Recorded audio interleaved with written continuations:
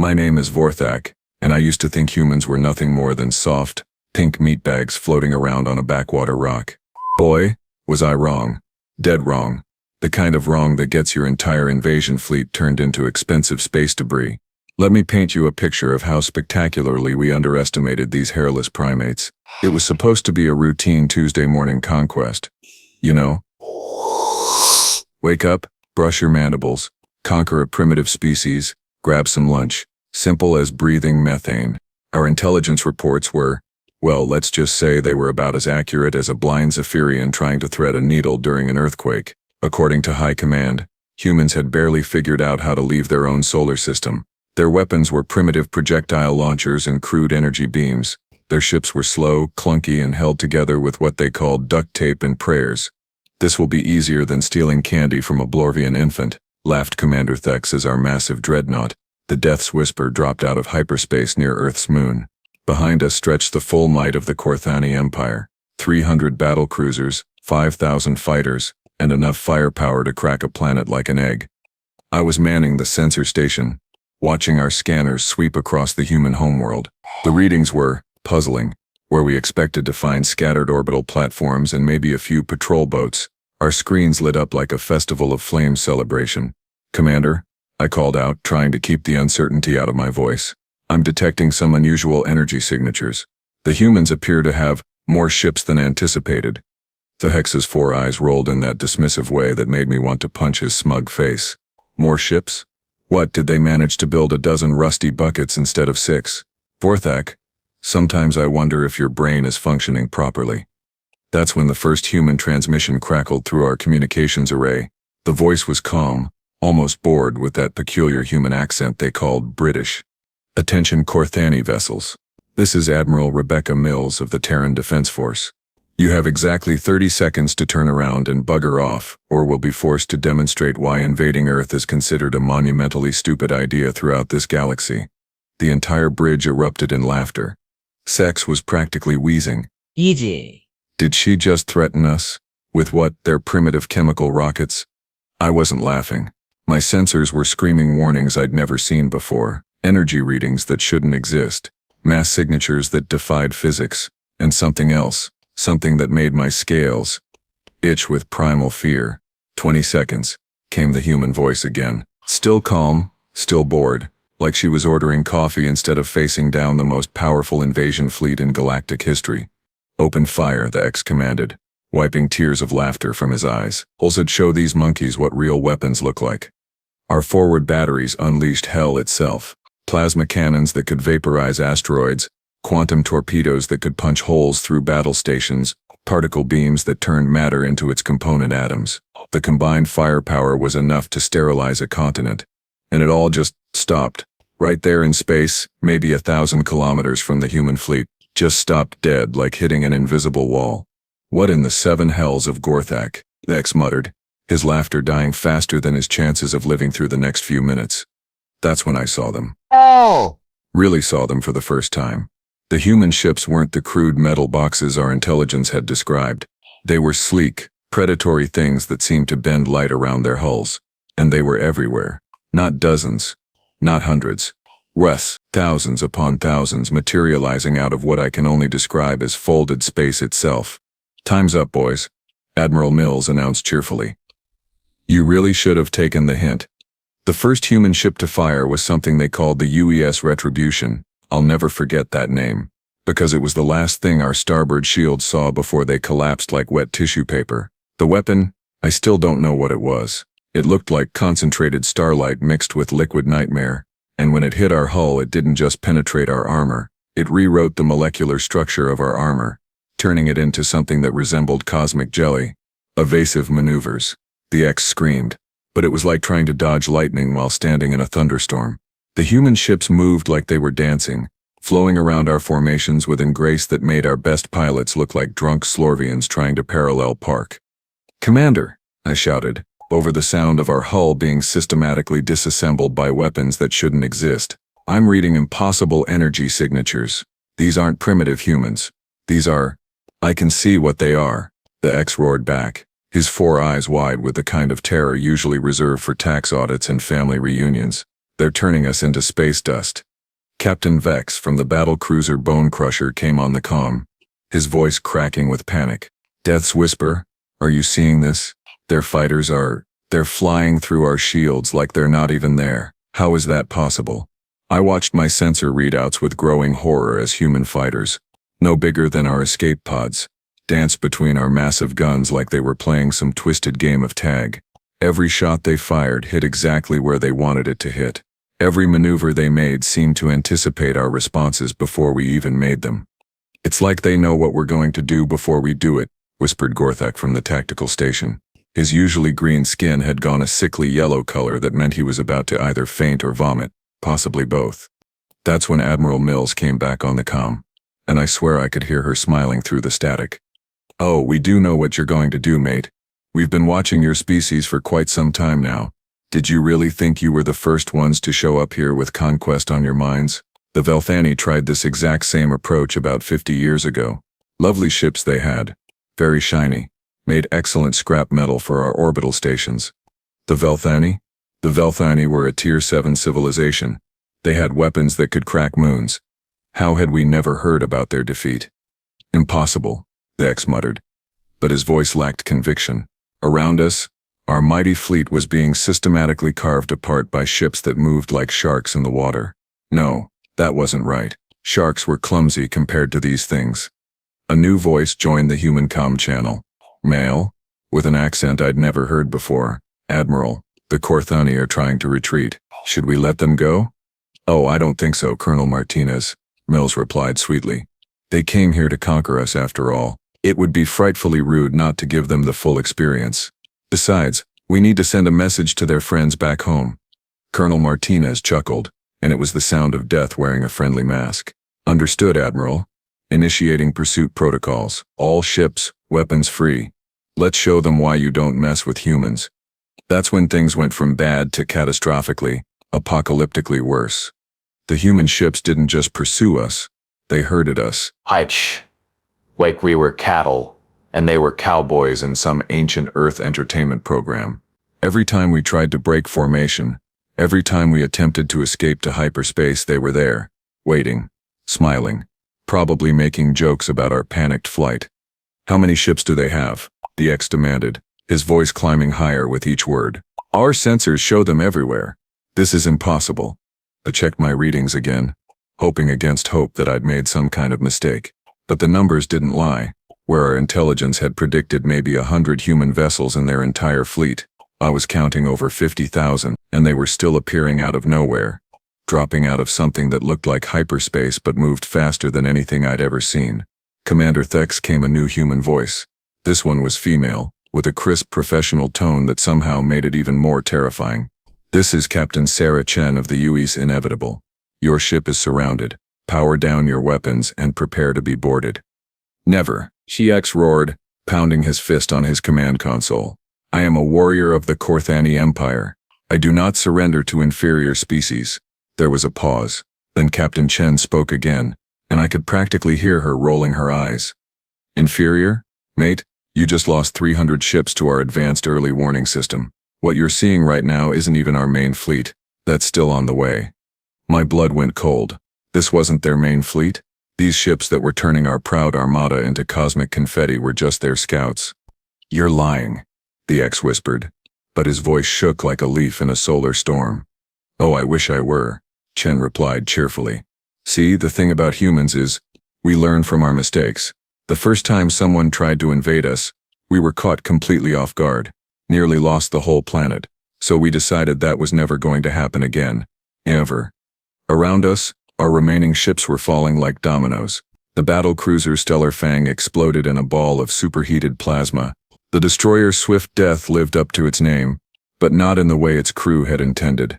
Escape pods were launching from every ship in the fleet, and I couldn't blame them. This wasn't a battle anymore. It was an execution. How? The Hex asked quietly. How did you become so powerful so quickly? Your intelligence reports said what we wanted them to say. Captain Chen interrupted. Did you really think we hadn't noticed your spy drones? Your infiltrator ships? We've been feeding you false information for decades, waiting for someone stupid enough to actually try invading us. The revelation hit me like a meteor to the face. They'd known. They'd known we were coming all along. They'd manipulated our intelligence, let us believe we were dealing with a primitive species, and then set up the most elaborate trap in galactic history. You see, Admiral Mills added, her voice now coming from what seemed like everywhere at once. Humans have this saying, fool me once, shame on you. Fool me twice, shame on me. Well, the universe has tried to fool us exactly once. We made sure there wouldn't be a twice. Our main engines were failing. Life support was starting to flicker. Around us, the human fleet had formed a perfect sphere, with us at the center like some kind of twisted ceremony. Their weapons were still firing, but now they were targeting specific systems. Engines first, then weapons, then communications. They were taking us apart piece by piece. This is Admiral Mills to all Korthani vessels, came the announcement that would haunt my nightmares for the rest of my very short life. You have two choices. Surrender now, and we'll let your crews live as prisoners of war. Continue fighting, and we'll demonstrate why humans are considered the most dangerous species in this arm of the galaxy. I looked at Commander Thex. His 4 eyes were darting around the bridge like trapped animals looking for an escape that didn't exist. Our proud flagship was now a crippled wreck, held together by emergency power and sheer stubbornness. The commander, I said quietly. I recommend we surrender. Tikex's mandibles clicked together in frustration. Surrender? To these primitives? Sir, interrupted Lieutenant Grex from the communication station. I'm receiving surrender transmissions from 80% of our remaining fleet. The battle cruisers Voidrender and Starshatter have already powered down their weapons. The bridge fell silent except for the sound of failing systems and the distant rumble of human ships moving into boarding positions. Thrax closed all 4 of his eyes and made the kind of sound a wounded animal makes when it knows the end is coming. All ships, he said finally, his voice barely a whisper. Power down weapons. Prepare for surrender. The human response was immediate. Acknowledged Korthani fleet. Boarding parties are on their way. Any attempt at resistance will be met with immediate and overwhelming force. Please remain calm and try not to do anything else stupid today. As I watched human boarding shuttles approach our ship, their hulls shimmering with energy shields that made our best defenses look like paper armor, I couldn't help but marvel at the magnificent scope of our miscalculation. We had come to conquer a primitive species. Instead, we had walked directly into the jaws of the most terrifying military force the galaxy had ever seen, and they had been waiting for us the entire time, probably placing bets on how quickly we'd surrender. The last thing I heard before the human boarding party breached our hull was Admiral Mills' voice on the comm, speaking to someone else in her command center. Colonel Williams, please send a message back to Korthani High Command. Tell them that Earth is officially closed for conquest attempts, permanently, and if they'd like to discuss the return of their fleet, they can schedule an appointment through proper diplomatic channels. Oh, and remind them to bring a very large apology gift. The boarding party was led by a human female, who couldn't have been more than half my height. She looked at our surrendering bridge crew with the kind of expression you'd give a particularly disappointing pet. Right then, she said in that crisp human accent, which one of you brilliant strategists decided it would be a good idea to invade Earth without doing proper reconnaissance first? And that, my friends, was how the mighty Korthani Empire learned that humans were definitely not the primitive species we thought they were. But this story is far from over. What happened next would make our defeat look like a minor inconvenience compared to the real surprise humanity had waiting for us. So there I was, sitting in what humans cheerfully called a detention facility, but what I knew was really a very polite prison. The human guard, a friendly fellow named Sergeant Thompson, had just brought me something called coffee, and was explaining why invading Earth was generally considered a career-limiting move. The Shannon, what humans cheerfully called a detention facility, but what I knew was really a very polite prison. The human guard, a friendly fellow named Sergeant Thompson, had just brought me something called coffee, and was explaining why invading Earth was generally considered a career-limiting move. You see, mate, Thompson said, settling into his chair with the casual confidence of someone whose species had just turned our invasion fleet into expensive confetti. The thing about humans is we're really, really good at holding grudges and learning from our mistakes, usually at the same time. I sipped the coffee, which tasted like liquid alertness mixed with bitter regret, and tried to process what he was telling me. But how did you become so advanced so quickly? Our records show that just 200 years ago you were still using chemical propulsion. Thompson laughed, the kind of laugh that suggested he'd heard this question before. Many times. Oh, we were using chemical propulsion 200 years ago. We just weren't limiting ourselves to it. See, when the Zelthani showed up in 1987 and tried to turn us into their personal mining operation, they made a rather significant tactical error. What error? I asked. Though part of me wasn't sure I wanted to know. They landed. The way he said it made my scales itch. There was something in his voice. Something that suggested the Zelthani's mistake had been the kind that entire civilizations learned from. Odd. Didn't live to learn from. What happened to them?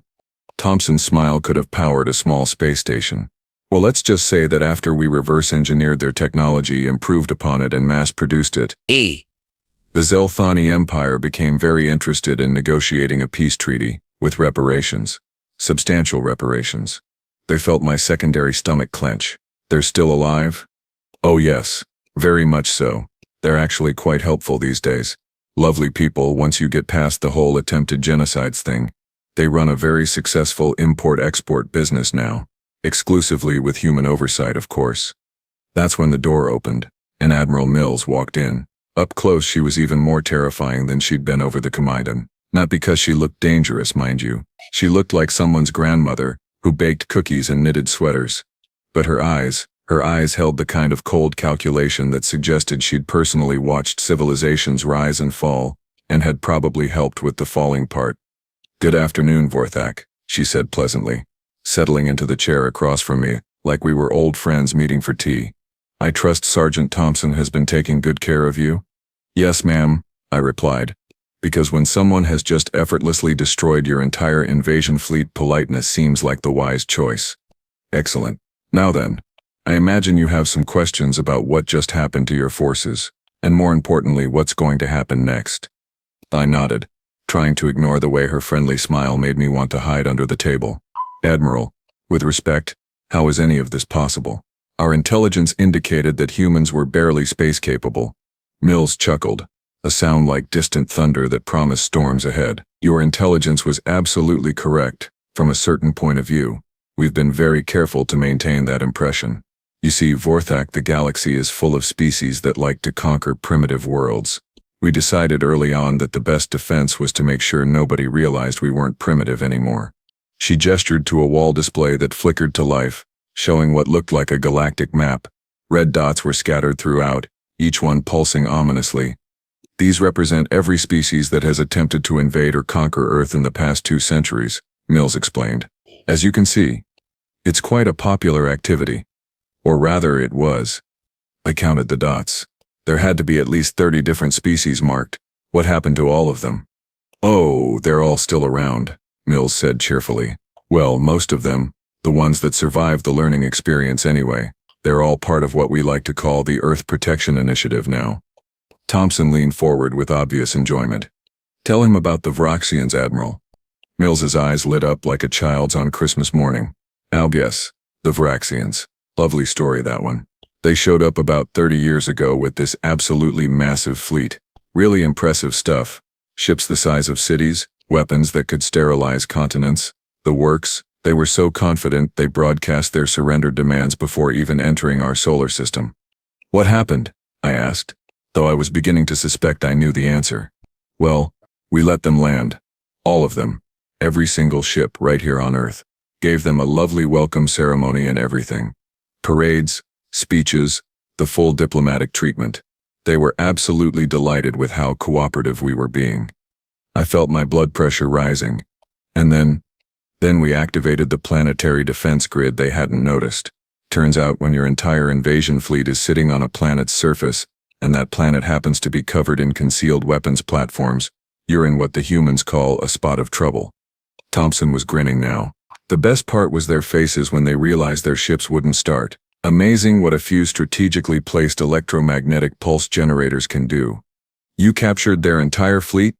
All better than that, Mills said with obvious pride. We recruited them.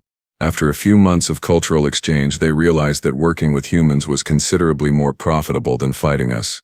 They're in charge of our deep space early warning system now. Absolutely brilliant at it. The implications were staggering. Earth wasn't just defended. It was the center of what appeared to be a massive galactic intelligence network. Every species that had tried to invade had been converted into allies, willing or otherwise. How many species are part of this initiative? I asked weakly.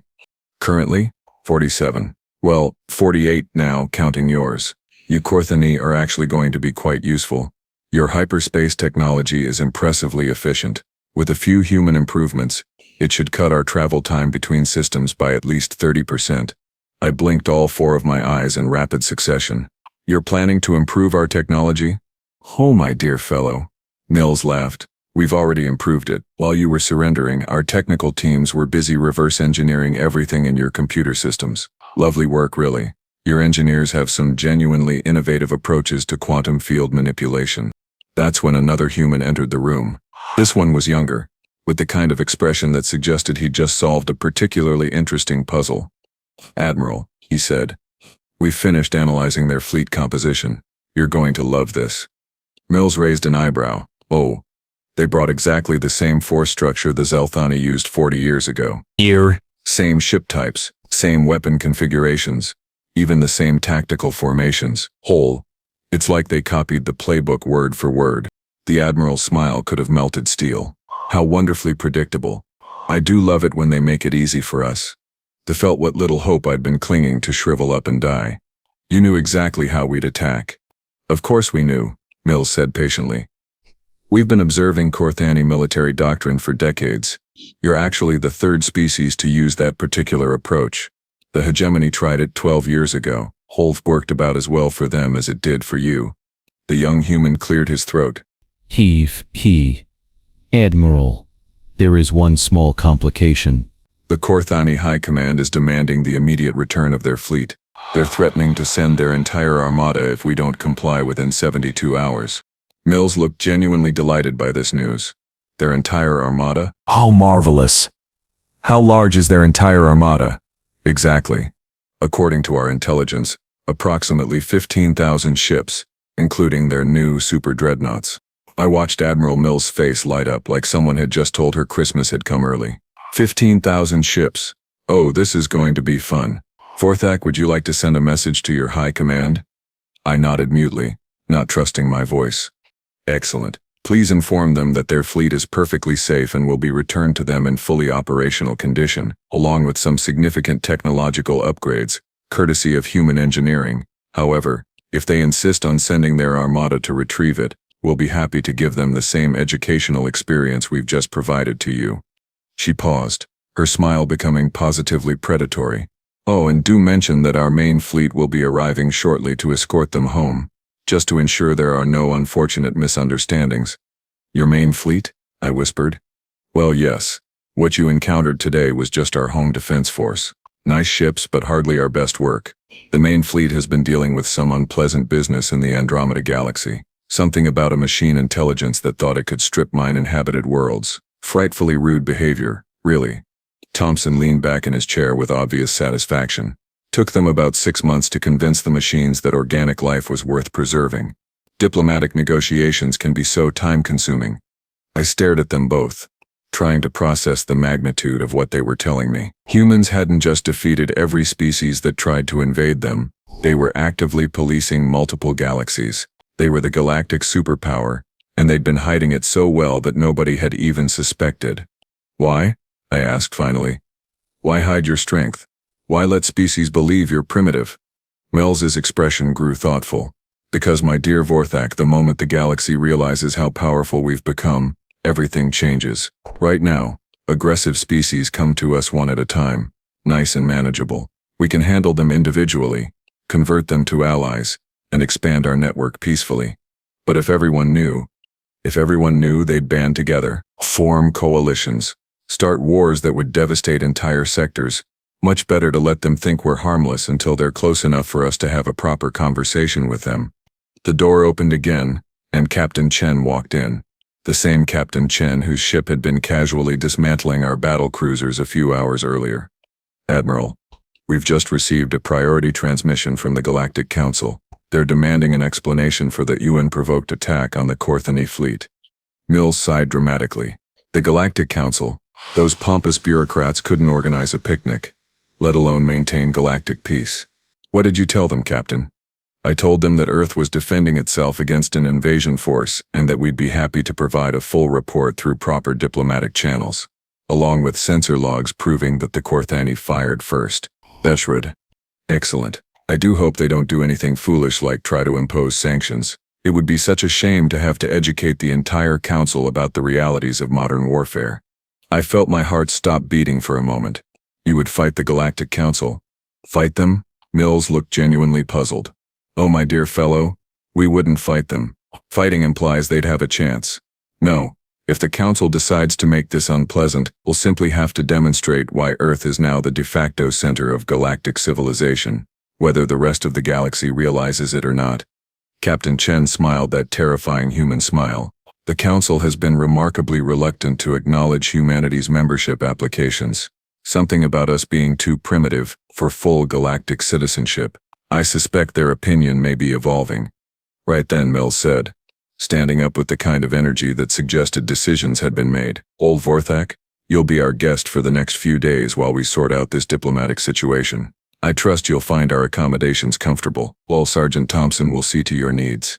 As she headed for the door, I couldn't help but ask one final question. Admiral, what happens next?